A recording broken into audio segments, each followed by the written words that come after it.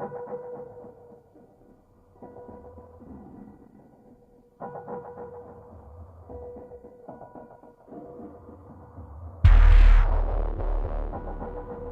know, I was sitting around thinking of, like, I need another film to review. I need a film that I just can't stop thinking about for some reason. And today, on all of the days on Earth, the one film that pops into my mind that I just can't help myself but want to destroy is the 1998 film Godzilla.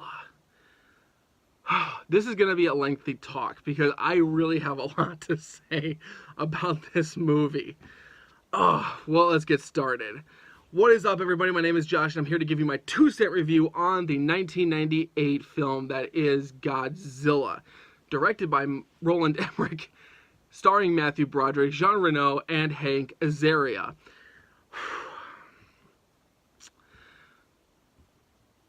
What? Oh, I don't even know where to begin. This movie is just straight up garbage on every imaginable level at all. This movie has absolutely no respect for Godzilla, for the creators of Godzilla, for anything related to Godzilla. This is nothing in comparison. It pays no homage. It pays no respect to the character. We just got the money to buy the rights to Godzilla because Japan had been done. They were done for a while with Godzilla. They had no plans to resurrect Godzilla for the big screen anytime soon. So what do?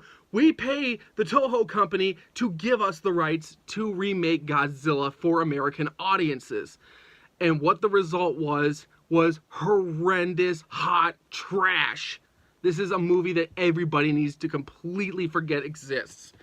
This movie is just one of those types of movies. This is like the Batman and Robin of bad movies. This is one of those movies that you will watch and you'll just be like, wow, I cannot believe I spent the time and energy to watch this film. Not only do we have a Godzilla that does not resemble the original Godzilla, that looks like a giant iguana, that looks like this! Gah, really? Is that what we're gonna get? We got that? You know, I watched the 2014 film because I am super stoked for Godzilla King of the Monsters, which hits theaters in May. I was so excited for that trailer that I had to feel like, you know what? I want to review as many Godzilla films as I can, but for the start of them, for now, I'm going to review the one movie everybody hates, and I completely understand and agree with you on why this is such a bad film. You have an actor who is known for drama, comedy, and romantic comedy. He has no business being in a huge scale blockbuster, and I'm talking about Matthew Broderick. That's right, I'm talking about Ferris Bueller himself. And the fact that you gave this film to a director who doesn't like Godzilla in general, who didn't care about the original Japanese films, you gave it to him. Why? I will tell you why this film was given to Roland Emmerich. It was because he was hot off the presses with Independence Day, which was the biggest blockbuster of the 1990s. So obviously, it's going to go to him because of the fact that not only A, did nobody else want to tackle it, second of all, is because he could do any film he wanted and get away with it. Now, the film was a humongous success. This movie had board games, it had toys, it had video games, it had a TV show, it had books. This movie had franchise written all over it. Thank God it ended with the animated series we got in '99. But I don't understand the point of this film. It doesn't make any ounce of sense. And the fact that the only person who has ever came out and apologized for this movie is the co-writer Dean Devlin. But then, of course, he graced our screens in, I think it was like last year, with Geostorm, which was obviously, if anybody has seen that movie, it is a complete misfire of a disaster movie with Gerard Butler. Oh, man. And the fact also that this movie doesn't give Godzilla any opponents. And who do we have that has Godzilla going up against anybody? That's right, he goes up against the U.S. government. Really? guys who cannot shoot to save their lives. They hit every building they shoot Godzilla, that they try to hit Godzilla with. They hit every building, including they destroy the Chrysler Building, which is one of the biggest landmarks of New York City. Because, and all they can say in that particular scene is, whoops. Really? That's, oh my God. I just needed to get this movie off my chest because it's one of those movies that I loved it as a kid.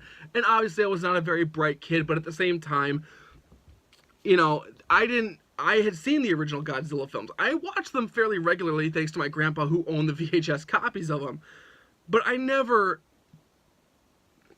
So obviously I was interested in seeing an Americanized version that wasn't in subtitles. But we don't get Godzilla the way we see him, obviously, now. We see him, we've gotten Japanese reboots, now we've got the new American remakes, which are fantastic, but the fact that he doesn't go up against Mothra, he doesn't go up against Rodan, King Ghidorah, even Mechagodzilla.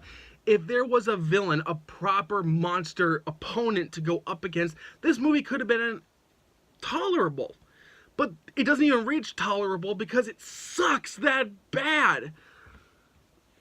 Oh, I'm giving myself a migraine just thinking about this stupid movie. But it's one... And I really needed a movie that I really wanted people to understand that this is a movie that everybody should avoid. Now, it's probably a movie at this time, being that it's now 2019, just about, we're right around the corner. This movie came out, well, 20 years ago. So, obviously, people have seen it, but I'm saying for the new generation who are seeking out the new Godzilla films, stay the hell away from this movie. It is so bad. I'm actually glad I never saw the movie in theaters when it came out, even though at the time I was dying to. Oh, you know what, I really have nothing good to say about this movie. I don't like any of the characters, and not likable. The CGI in this movie is terrible. Oh, that's the other thing I wanted to say too. The other ounce of disrespect Godzilla fans got was the fact they made this Godzilla a transvestite. That's right, they couldn't differentiate whether it was a female or if it was a male, but the thing somehow was pregnant and had hundreds of spawn all over Madison Square Garden.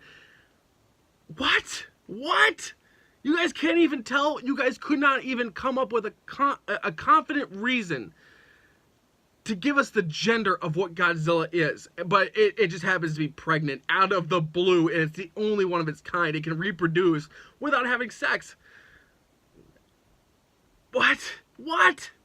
That's what we get? Oh, jeez, man. I'm just so glad I get to talk about this movie with you guys and just empty my thoughts onto you with this film.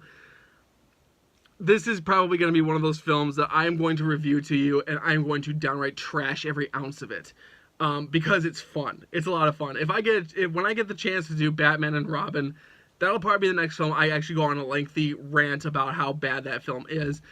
But so yeah, so I can give you my overall grade right now, and I'm pretty sure you guys are all going to agree.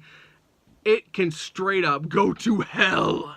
This movie can go to hell. I hate this movie.